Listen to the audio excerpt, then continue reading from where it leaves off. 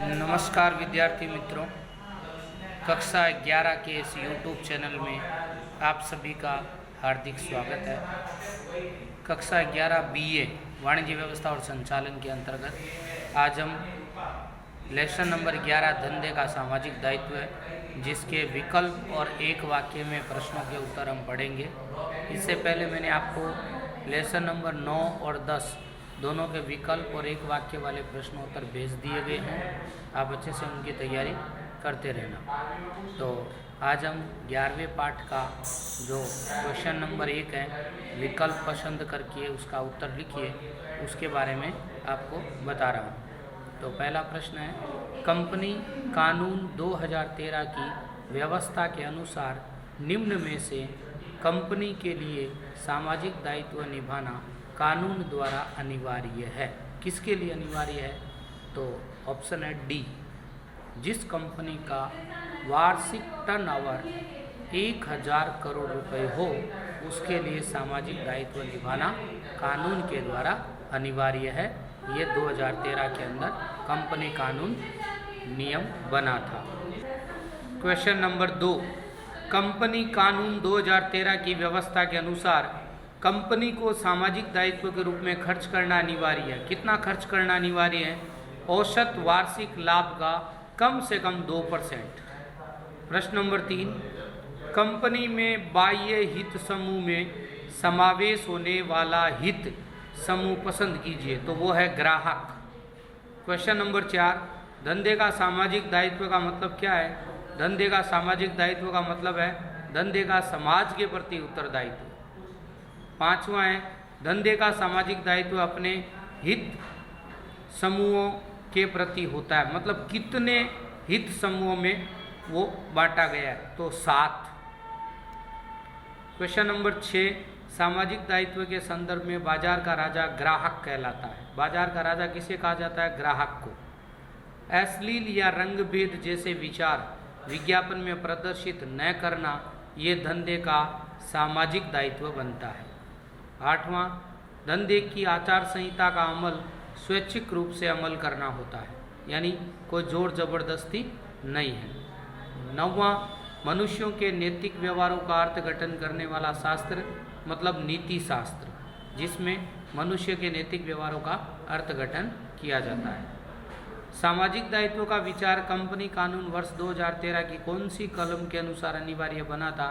कलम 135 के अनुसार अनिवार्य बना था। इकाई के संचालकों को कर्मचारियों के कार्य के स्थल पर कैसा वातावरण बनाना चाहिए? परिवर्तनशील वातावरण बनाना चाहिए। अंतर्राष्ट्रीय संगठन किसका विस्तृत रूप है? UNO का। UNO जो है उसका ये संगठन का रूप है, विस्तृत रूप है। 13वां, मालिक का समाज में क्या स्थान है? ट्रस्टी का स्थान है। धंधाकीय इकाइयों के द्वारा अपने ग्राहकों को कैसी गुणवत्ता वाली वस्तु देनी चाहिए? उच्च गुणवत्ता वाली वस्तु देनी चाहिए। 15वां, इकाई को वस्तु बाजार की स्पर्धा में टिके रहने के लिए वस्तु की कीमत कैसी निश्चित करनी चाहिए? स्पर्धात्मक, यानी कंपटीशन, स्पर्धात्मक। प्रश्न नंबर 16, मालिक अधिक लाभ प्राप्त करने का प्रयत्न करे तब नीतिमत्ता का भंग हो। 17वां, विनियोजकों के द्वारा पूंजी विनियोजित करने का मुख्य उद्देश्य नियमित मुआवजा प्राप्त करना। तो ये MCQ के 17 सवाल थे। अब हम बात करते हैं निम्नलिखित प्रश्नों के उत्तर एक वाक्य में दीजिए। शून्य प्रदूषण वाले वातावरण का निर्माण करना ये कौन सा दायित्व कहलाता है? ये नैतिक दायित्व कहलाता है। उचित मूल्य से आप क्या समझते हैं? उचित मूल्य का मतलब होता है मूल्य का निर्धारण ऐसा करना चाहिए कि ग्राहकों को योग्य संतुष्टि मिले और उत्पादक को योग्य प्रतिफल मिले। ग्राहकों को योग्य संतुष्टि मिले और उत्पादक को योग्य प्रतिफल मिले। आचार संहिता का मतलब है व्यवहार अथवा चारित्र्य संबंधित सर्व स्वीकृत सिद्धांतों और प्रमाणभूत स्तरों का समूह। धंधा की आचार नीति में ऐसे सिद्धांतों तथा स्तरों की चर्चा और अमल किया जाता है जो इकाई के अलग अलग व्यक्तियों के मध्य के संबंधों में सत्य तथा झूठ क्या है, ये दोनों को निश्चित करके उनको अमल में रखते हैं। अब उदाहरण भी है इसमें, जैसे धोखाधड़ी नहीं करना, रिश्वत लेना नहीं, देना नहीं, इत्यादि जो प्रवृत्तियाँ वो आचार संहिता के अंतर्गत आती है। क्वेश्चन नंबर जो 4 है, पर्यावरण का रक्षण करना ये कौन सा दायित्व है? पर्यावरण का रक्षण करना ये समाज के प्रति धंधे का दायित्व है। क्वेश्चन नंबर 5, कर्मचारियों के प्रति सामाजिक सुरक्षा किसे कहते हैं? कर्मचारियों को प्रोप्राइटर फंड, ग्रेजुएटी, पेंशन, अस्वस्थ का अवकाश और बीमा इत्यादि की सुविधा को कर्मचारियों के लिए सामाजिक सुरक्षा की सुविधा मानी जाती है। हित समूह का मतलब है धंधे का उद्भव एवं विकास के समाज के जिस वर्ग द्वारा निश्चित हेतु ध्यान में रखते हुए योगदान दिया हो, उस वर्ग को हित समूह द्वारा जाना जाता है। सामाजिक जिम्मेदारी का मतलब है धंधा की इकाई के साथ संबंध रखने वाले ग्राहकों, लेनदारों, देनदारों, विनियोजकों, कर्मचारियों, समाज, राष्ट्र इत्यादि समस्त पक्षकारों को योग्य न्याय देने का ख्याल, यानी सामाजिक जिम्मेदारी। धंधा की इकाई को सार्वजनिक स्वास्थ्य के लिए क्या करना चाहिए? सार्वजनिक स्वास्थ्य के लिए अस्पताल खुलवाना चाहिए, मुफ्त एवं राहत दर से दवा का वितरण करना चाहिए, स्वास्थ्य निरीक्षण केंद्र का अच्छे स्वास्थ्य संबंधी जानकारी पोस्टरों एवं टीवी के माध्यमों से प्रदान करना, ये सब सार्वजनिक स्वास्थ्य के लिए आवश्यक है। धंधा की नीतिमत्ता का मतलब क्या है?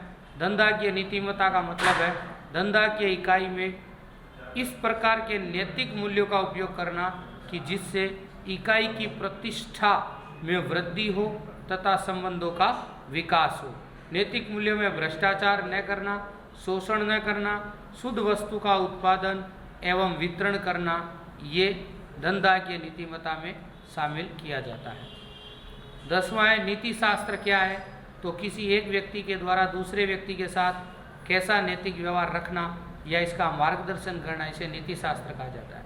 कर्मचारियों के मन में असंतोष कब उत्पन्न होता है? कर्मचारियों के मन में असंतोष कार्य के बदले में योग्य परिमाण में प्रतिफल या वेतन न मिले तो उनके मन में असंतोष उत्पन्न होता है। कर्मचारियों के कार्य के दौरान कौन सी सुविधा दी जाती है? उनके दौरान हवा प्रकाश की, स्वच्छता की, स्नानागृह की, शौचालय की, कैंटीन की और आराम गृह की सुविधा इत्यादि सुविधाएं कर्मचारियों को दी जाती है। कर्मचारियों श्रमिक संगठन की रचना किस लिए करते हैं? कर्मचारी श्रमिक संगठन की रचना के लिए संचालकों के समक्ष प्रस्तुत कर सके कोई भी प्रश्न, इसके लिए श्रमिक संगठन की रचना की जाती है। कानून किस लिए होते हैं? धंधे के विकास को गति मिले, समाज को उनके अच्छे परिणाम मिले तथा उनके दुष्परिणाम समाज को भोगना न पड़े, इसलिए कानून जरूरी होते हैं। आचार संहिता का उल्लंघन कब होता है? जब धंधार्थी तेजी से तथा अधिक लाभ कमाना चाहता है, तब आचार संहिता का उल्लंघन होता है। और 16वां, धंधा तथा समाज दोनों एक दूसरे के अभिन्न अंग है। किस तरह? कोई भी धंधा की प्रवृत्ति अंत में समाज में ही जन्म लेती है, आकार प्राप्त करती है, वृद्धि करती है तथा उसका अंत भी समाज में ही होता है। धंधा की प्रवृत्ति को समाज से अलग करके नहीं देखा जा सकता। धंधा तथा समाज दोनों एक दूसरे के अभिन्न अंग इसलिए माने जाते हैं। तो आज के इस वीडियो में इतना ही। अगले वीडियो में आपसे फिर मुलाकात होगी। तब तक के लिए जय हिंद, जय भारत, वंदे मातरम।